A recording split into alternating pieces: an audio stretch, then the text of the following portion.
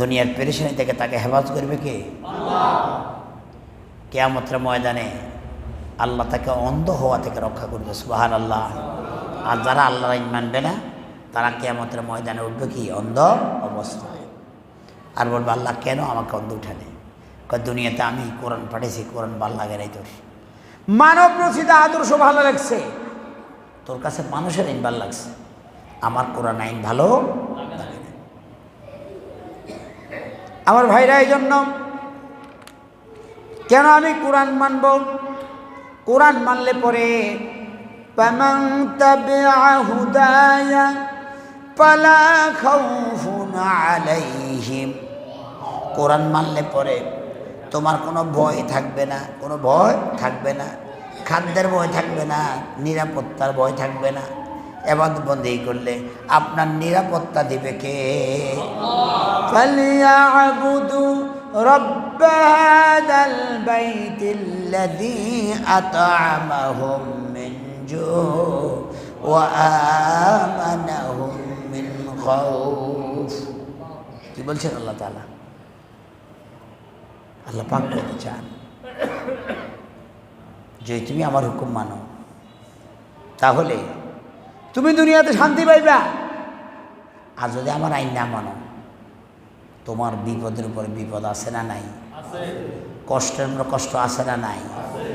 এই জন্যে ভাই, আমরা সকলে আল্লাহ আইন মানবো। রাজি আছি ইনশাল্লাহ? আল্লাহর আইন কেবল দুনিয়াতে শান্তি দিতে পারে, আর কারো আইন দুনিয়াতে শান্তি দেওয়া দিতে পারে না।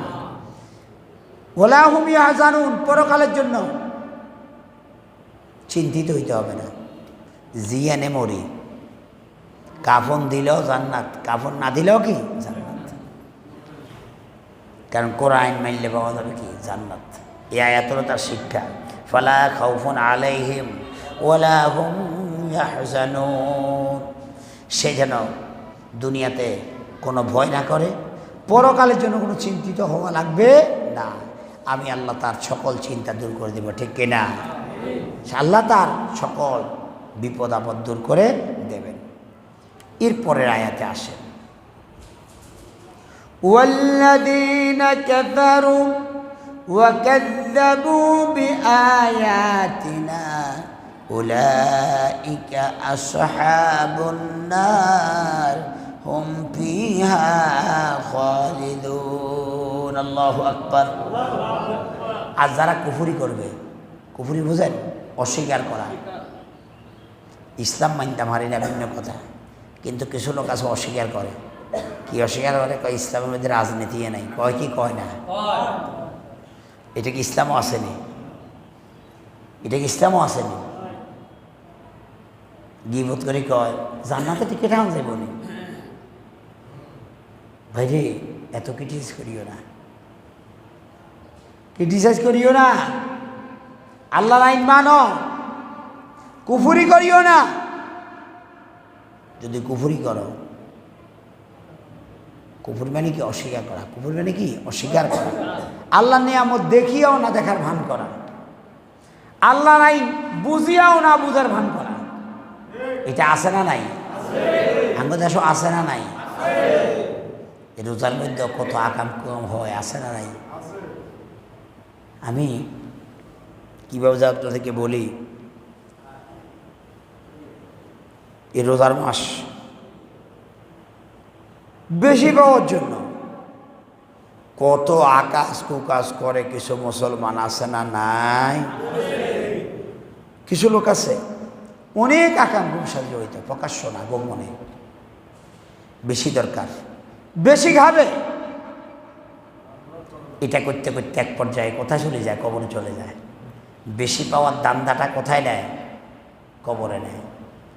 আল্লাহকুমুত তাকাসুর হাত্তা যুরতুমুল মাকাবির।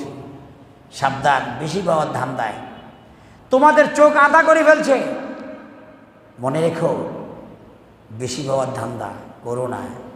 বেশি পাওয়ার চিন্তা করতে করতে তুমি এক সময় কবরে চলে যাবে। হাত্তা যুরতুমুল মাকাবির, তুমি কবরে চলে যাবে। দুনিয়াতে সব থাকবে, কিন্তু তুমি থাকতে পারবে না। সব পড়ে থাকবে, তুমি চলে যাবে। তোমার পক্ষে থাকা সম্ভব। ওয়াল্লাযীনা কাফারু, যারা কুফরি করে, অবিশ্বাস করে, যেমন পরকাল মানে না, কবরের চিন্তা নাই, আখিরাতের দান্দা নাই, পরের হক নষ্ট করে, আল্লাহর হুকুমগুলো ঠিক মতো লালন করে না, নিজের দলীয় স্বার্থে, ব্যক্তি স্বার্থে আল্লাহ ওয়ালাদের সাথেও তারা বেয়াদবি করে, আসে না না? নেককারদের সাথে তারা বেয়াদবি করে, খারাপ আচরণ করে। ওয়াল্লাযীনা কাফারু ওয়া কাযযাবু বিআয়াতিনা, আমার আয়াতকে তারা মিথ্যা প্রতিপন্ন করে। যেমন কোরআন শরীফের সম্পর্কে এক নেতা কিছুদিন আগে বলছে কোরআন হলো প্রতারণা, প্রতারক। বলেন তো কোরআন কি প্রতারক? কোরআন যা বলছে তা হচ্ছে কি হয় না? সবই হচ্ছে, হইতেছে, হতেই থাকবে। কোরআন ভাওতাবাজি, সব জায়গায় কোরআনটা নিয়ে আনে কেন? কয় কি কয় না? সব জায়গায় কোরআনটা নিয়ে আনে কেন? কি হয়ে যায়? সব জায়গায় কোরআনটা নিয়ে আনতে হবে। যত জায়গা আছে সব জায়গার কোরআনের বিধান আছে না নাই? রাষ্ট্র, সমাজ, মিছিল, ঘর বাড়ি, ব্যবসা বাণিজ্য, বিচার আচার, এগুলো কোরআনে নাই? তা আপনি এগুলো আনলে মন কষ্ট নেন কেন? বোঝা যায় আপনার অন্তরের মধ্যে কি আছে, ভেজাল। আপনার যদি এখানে ক্ষত থাকে, যদি এখানে কেরাসি তেল দেয়, জ্বলব নি? জ্বলব। ক্ষত থাকলে তো জ্বলব, আর যাদের ক্ষত নাই তার জ্বলতো। এই জন্য ভাইরা আল্লাহর বিধানকে অস্বীকার করা যাবে না। ওয়াল্লাযীনা কাফারু ওয়া কাযযাবু বিআয়াতিনা উলাইকা আসহাবুন নার হুম ফিহা খালিদুন। কি বলছেন আল্লাহ? যারা কুফরি করবে, আল্লাহর আয়াতকে অস্বীকার করবে, ওদের ঠিকানা হবে কোথায়? জাহান্নাম। ওদের ঠিকানা হবে কোথায়? জাহান্নামে যাবে তারা। তাদের ঠিকানা জান্নাত নয়, তারা জান্নাত পাবে না। ওই যে একটা আয়াত পড়েছিলাম না, হাত্তা ইয়ালিজাল জামালু ফি সাম্মিল খিয়াত, হুঁশের ছিদ্র দিয়া যেমন ওঠ যাবে না, অনুরূপভাবে আল্লাহর আইন মানবে না, জান্নাতে ওইভাবে যাওয়া যাবে না।